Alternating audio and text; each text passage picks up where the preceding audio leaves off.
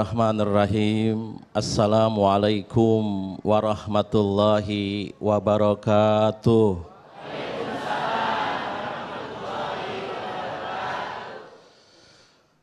Alhamdulillahi wa kafa allati hasanatuhu la tuhsa wa ala alihi wa ashabihi ahli sidki wa tuqa.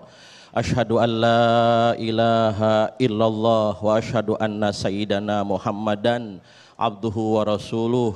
Ayyuhal hadirun al hadirat, para jamaah Masjid Al-Ikhlas dan pemirsa TV One yang ada di Nusantara ini, usikum wa iyaya bitaqwallah wa ta'atihi la'alakum tuflihun. Dengan kajian Isra Mi'raj ini, Kang Rasid hendak berwasiat, mari kita tambah-tambah takwa kita kepada Allah Subhanahu wa taala. Bagaimana Bunda Ayahanda sehat? Alhamdulillah cerah semua ya. Merah jadi ikut cerah nih, maaf ya Bunda. Tadi Qari telah membacakan surat Al-Isra dan surat An-Najm ayat 13 sampai 14. Kurang lebih ayat ini, surat ini, para ahli tafsir menerangkan ada semangat kandungan ayat ini adalah hayu ketika engkau dalam keadaan masalah, ketika engkau dalam keadaan gelisah, ketika engkau dalam keadaan gegana. Bunda tahu gegana? Gelisah, galau, merana. Yang kedua, ketika hati ini, hati masyarakat Indonesia, hati kaum muslimin Indonesia dalam keadaan andilau. Bapak tahu andilau? Antara dilema dan galau. Itu teh bahaya. Ketika dalam keadaan gelisah, tekanan, hantaman, dari mana saja, dari 4 penjuru angin, dari utara mau menghina, dari selatan mau menginjak, dari barat mau menghantam, dari selatan, dari timur mau mencaci dan maki. Jangan takut dan risau. Ayat ini mengajak kita datangi Allah Subhanahu wa taala. Itu semangat ayat ini. Kalau engkau dalam keadaan masalah, datanglah ke hadirat Allah Subhanahu wa taala. Nanti Allah kasih jawaban dari kesulitanmu itu. Kisah ini ada yang melatar belakangi pada saat itu baginda Nabi Muhammad sallallahu alaihi wasallam dalam keadaan gelisah. Sebelum beliau naik Isra dan Mi'raj di Sidratil Muntaha. Sejarah mencatat bahwa sebelum Rasulullah diangkat ke langit, diperjalankan di suatu malam namanya Isra, kemudian sampai ke Masjidil Aqsa diangkat ke langit namanya Mi'raj. Peristiwa yang melatar belakangi terjadinya peristiwa itu ada sebuah peristiwa yang dahsyat. Pertama, dalam keadaan dakwah, dalam menyiarkan syiar Allah itu harus berjamaah, tidak bisa sendirian. Baginda Nabi dikawal oleh pamandanya namanya Abu Thalib dan dikawal oleh istri kekasihnya Sayyidatina Khadijatul Kubra. Di akhir pada tahun 8 Hijriah, paman yang membackup perjuangannya dari sisi ketokohannya, dari sisi keamanannya diamankan oleh pamandanya. Siapa namanya? Sayyidina Abu Thalib. Dari sisi menenangkan batinnya, dari sisi keuangannya dikawal oleh istrinya Sayyidatina Khadijatul Kubra. 2 tokoh ini meninggal.